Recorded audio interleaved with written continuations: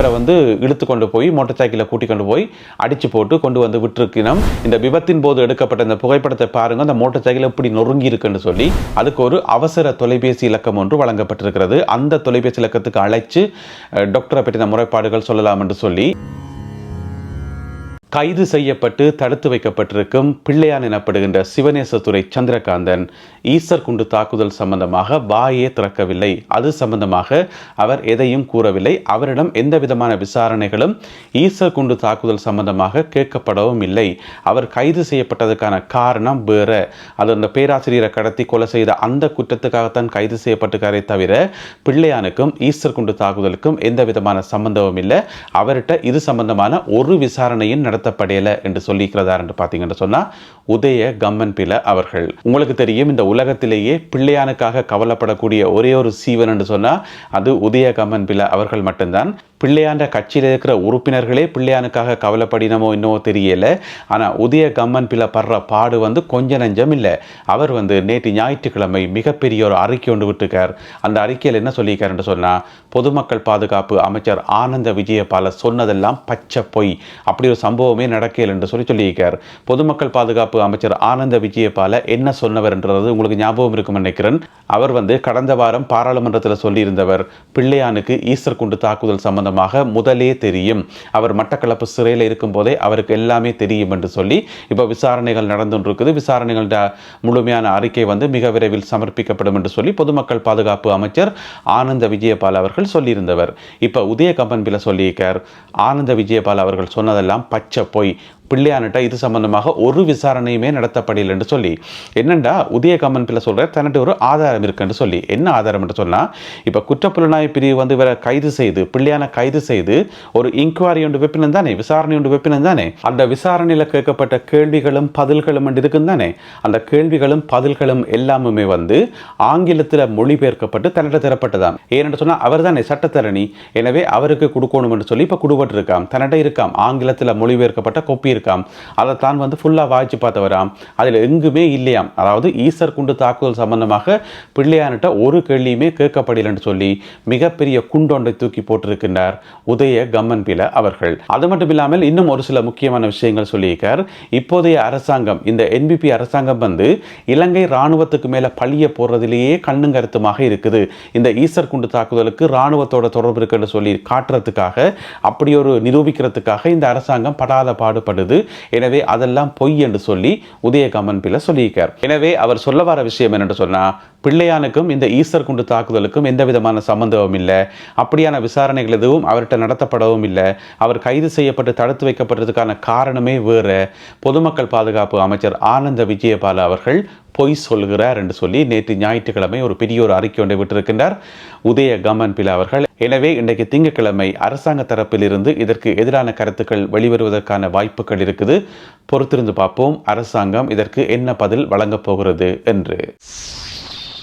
கொழும்பு ஸ்ரீ ஜெயவர்த்தனபுர மருத்துவமனையில் பணிபுரிந்த ஒரு பெண் மருத்துவர், ஒரு நரம்பியல் நிபுணர் ஒருவர் அண்மையில் கைது செய்யப்பட்டு விளக்கமறியலில் வைக்கப்பட்டிருக்கிறார். உங்கள் எல்லாருக்குமே தெரியும். அவருடைய பேர் வந்து மகேஷி சூரசிங்க விஜயரத்ன. நாளை ஜூலை மாதம் 15ஆம் தேதி வரை அவர் விளக்கமறியலில் வைக்கப்பட்டிருக்கின்றார். நாளை நீதிமன்றத்தில் முற்படுத்தப்பட்டு அவர் பிணையில் விடுவிக்கப்படுவாரா அல்லது தொடர்ந்தும் விளக்கமறியலில் வைக்கப்படுவாரா என்கின்ற முடிவு வந்து நாளை நீதிமன்றத்தில் எடுக்கப்படும். சரி, அது ஒரு பக்கம் இருக்க, அந்த டாக்டர் மேல இதுவரைக்கும் 100 முறைப்பாடுகள் சொல்லப்பட்டிருக்காம். அதாவது டாக்டரால் பாதிக்கப்பட்டவர்கள் என்று சொல்லி இதுவரைக்கும் 100 பேர் தங்களுடைய முறைப்பாடுகளையும் வாக்குமூலங்களையும் பதிவு செய்திருக்கிறார்கள் என்று சொல்லி இப்பொழுது தகவல் வெளியாகி இருக்கிறது. என்னென்னு சொன்னால், அந்த டாக்டரை வந்து கைது செய்யக்குள்ள இவ்வளவு எண்ணிக்கையில் வந்து முறைப்பாடுகள் எல்லாம் கிடைக்கல, ஓரளவு முறைப்பாடுகள் கிடைச்சிருந்தது. அதன் அடிப்படையில் தான் கைது செய்யப்பட்டிருந்தவா.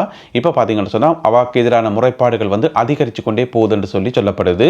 எனவே இன்னும் 6வது அந்த டாக்டருக்கு எதிராக முறைப்பாடு செய்ய விரும்பினால் அதுக்கு ஒரு அவசர தொலைபேசி இலக்கம் ஒன்று வழங்கப்பட்டிருக்கிறது. அந்த தொலைபேசி இலக்கத்துக்கு அழைச்சு டாக்டரை பற்றின முறைப்பாடுகள் சொல்லலாம் என்று சொல்லி, அதாவது 1950 1950 1950 இந்த இலக்கத்துக்கு அழைத்து குறிப்பிட்ட அந்த டாக்டருக்கு எதிரான முறைப்பாடுகளை வழங்க முடியும் என்று சொல்லி சொல்லப்படுகிறது.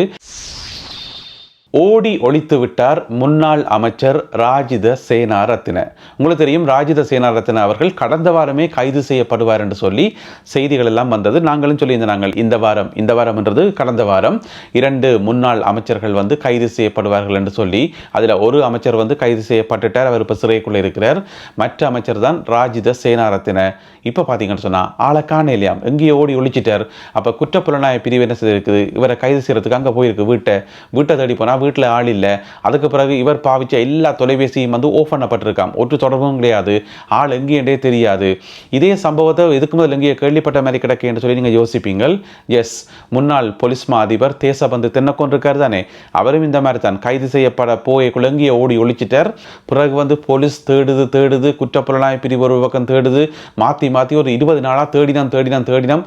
தங்களுடைய லீடரையே, தங்களுடைய பொலிஸ் மா அதிபரையே தேடினம், எங்கன்னு கண்டுபிடிக்கவே இல்லை. பிறகு பார்த்தா கொஞ்ச நாள் கழிச்சு தானே வந்து நீதிமன்றத்தில் சரணடைஞ்சவர் முன்னாள் பொலிஸ் மா அதிபர் தேசபந்து தென்னக்கோன். அதே மாதிரி இப்போ முன்னாள் அமைச்சர் ராஜித சேனாரத்ன வெளிக்கிட்டு இருக்கிறார் ஓடி ஒழிக்கிறதுக்கு. எத்தனை நாளைக்கு ஓடி ஒழிக்கிறது? ஒரு கொஞ்ச நாளைக்கு ஓடி ஒழிக்க முடியும், எங்கேயாவது இருந்திருக்க அப்படியோ வெளியில் வரத்தான் வேணும், கட்டாயம் வெளியில் வந்தே ஆகணும். எனவே ஒரு 20 நாள் எங்கேயாவது ஒழிச்சிருந்துட்டு வருவார் நினைக்கிறேன், வந்து நீதிமன்றத்தில் சரணடைவார் நினைக்கிறேன். எனவே இலங்கையில் வந்து இங்கே ஒரு வசமான நல்ல ஒரு இடம் ஒன்று இருக்கு போல இந்த ஓடி ஒழிக்கிறதுக்கு. ஏனென்று சொன்னால் எங்கேயோ ஒழிக்கணும் ஒருத்தனுக்கும் தெரியுது இல்லை எங்கேண்டு. இப்போ பொலிஸ் மா அதிபர் தேசபந்து தென்னக்கோன் ஒழிச்சிருந்தவர் 20 நாள், யாருக்காவது தெரியுமா அங்கே இருந்தவர் என்று சொல்லி? அதை பற்றின தகவல்கள் இது வரைக்கும் வெளிவரவே இல்லை. அதே மாதிரி இப்போ ராஜித சேனாரத்னவும் ஒழிச்சிருக்கிறார். எனவே இலங்கையில் வந்து நல்ல ஒரு வசமான ஒரு இடம் ஒன்றுக்கு போறதுக்கு எல்லாரும் ஓடி போய் ஒழிக்கிறதுக்கு. எனவே இன்னும் கொஞ்ச நாள் கழிச்சு அவர் கட்டாயம் வெளியில் வருவார், வந்தே ஆகணும். முல்லைத்தீவு மாவட்டத்திலிருந்து விபத்து பற்றிய செய்தி ஒன்று வந்திருக்கிறது. அதாவது முல்லைத்தீவு மாவட்டத்தில் இருக்கக்கூடிய உடையார்கட்டு பகுதியில் நேற்று மாலை 6 மணியளவில், நேற்று 13ஆம் தேதி மாலை 6 மணியளவில் எதிரெதிரில் வந்த 2 மோட்டார் சைக்கிள்கள் வேகமாக வந்து ஒன்றோடு ஒன்று மோதியதில் அதில் பயணம் செய்த 3 பேர், ஒரு மோட்டார் சைக்கிளில் 2 பேர் போயிருக்கணும், இன்னும் ஒரு மோட்டார் சைக்கிளில் ஒரு ஆள் போயிருக்கார். இந்த 3 பேருமே வந்து படுகாயமடைந்து முதல்ல என்ன செய்யப்பட்டிருக்கணும்னு சொன்னால் மூங்கிலாறு மருத்துவமனை என்று பக்கத்தில் இருக்குது, அங்கே கொண்டு போயிட்டு அனுமதிக்கப்படினம். பிறகு மேலதிக சிகிச்சைக்காக முல்லைத்தீவு பொது வைத்தியசாலைக்கு அனுமதிக்கப்படினம். அங்கே கொண்டு போய் அனுமதிச்ச இடத்துல வந்து ஒருவர் வந்து அதில் உயிரிழந்துட்டார். அவருக்கு வந்து 37 வயசு சொல்லி சொல்லப்படுகிறது. ஒரு குடும்ப தலைவர், அவருடைய பேர் வந்து சசிகரன் என்று சொல்லி சொல்லப்படுது.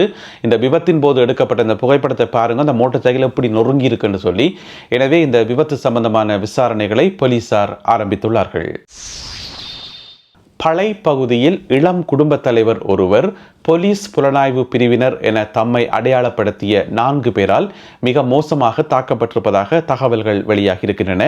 இந்த சம்பவத்தில் வந்து என்ன நடந்திருக்குன்னு பார்த்தீங்கன்னு சொன்னால், இந்த குடும்ப தலைவர் வந்து பழையில தான் அவருடைய வசிப்பிடம், அவரை போய் சந்திச்சிருக்கணும் 4 பேர்.